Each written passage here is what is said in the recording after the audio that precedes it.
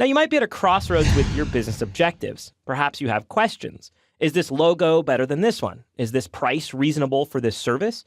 Why would you buy dog toys online versus at the store? Now, you could build a survey, say with surveymonkey.com, and send it out to your friends, family, colleagues, and even current customers. But that's only going to provide you with a small set of data, and you have limited reach.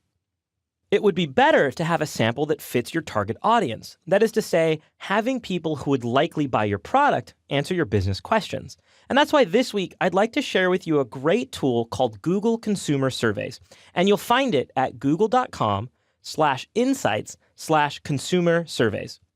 Traditional market research is expensive and out of reach, but with Google Surveys, it's fast, accurate, and fairly affordable.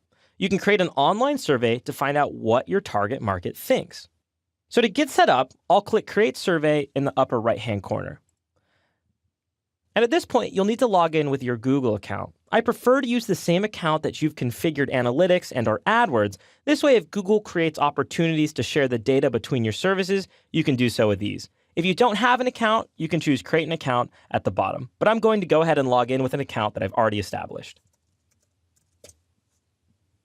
The first thing we want to do is give the survey a name. If you're creating a lot of surveys or intend to, pick something descriptive so when you run your reports, you know what you're looking at.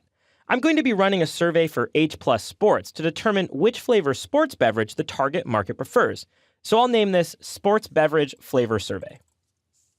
Next, we need to choose the sample, and we can pick from the general population, Android smartphone users, or audience panels. And if I select audience panels, you'll notice here on the right-hand side of the screen, we can pick between some various options. I'm going to stick with general population. Next, we'll pick the age range, and I know that the demographic I'm looking for is between 25 and 44, so I'll uncheck 18 through 24 and the other options, and I'll leave 25 to 34 and 35 to 44 selected. I'll leave the geography as the United States and all of the USA, but I'm going to stick with the male gender for now. I can always bring in another survey with the female to see how these are differentiated. Next, I'll choose Continue. From here, we'll need to select the type of question, and I recommend keeping things focused. Start with an easy question that isn't open-ended. It'll make analyzing the data easier. I'm going to choose the option here on the left for multiple answers.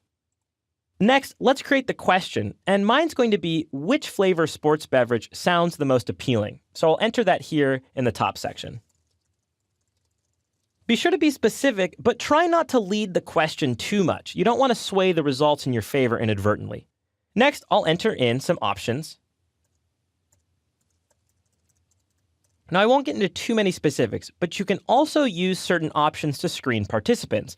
So if I had multiple questions, I might instead ask the first question as, do you consume sports beverages such as Gatorade or Powerade? And then I would have yes and no as my two options.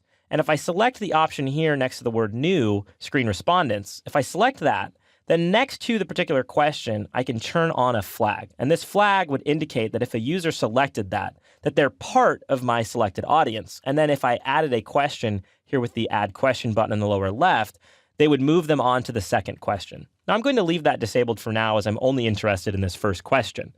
Now, keep in mind, the more questions you ask, the more money you'll spend, so you'll need to decide if it's worth it. From here, I'll scroll down and choose Continue. At this point, we'll need to decide how many responses we want per question. It's defaulted to 500, but we could go down to 200. And we can choose the frequency, and then Google's going to automatically show us the cost. And it's 10 cents per complete one-question surveys, which shows us a total of $20. And we can expect all of our results within about a week. We can confirm the audience here on the right-hand side of the page, and then when you're ready, you can choose Buy Now and follow the prompts to add in your credit card information. For $25 to $50, it's absolutely worth it to get feedback on your ideas or to learn more about your target market. The more data you have, the more confident you'll be in your business decisions. Thanks again for checking in this week. As always, I'd love to hear from you. So if you have a question you'd like to see answered, send it to me via brad@lynda.com. Now, I can't guarantee a personal response to every question, but I'll do my best to bring you an answer.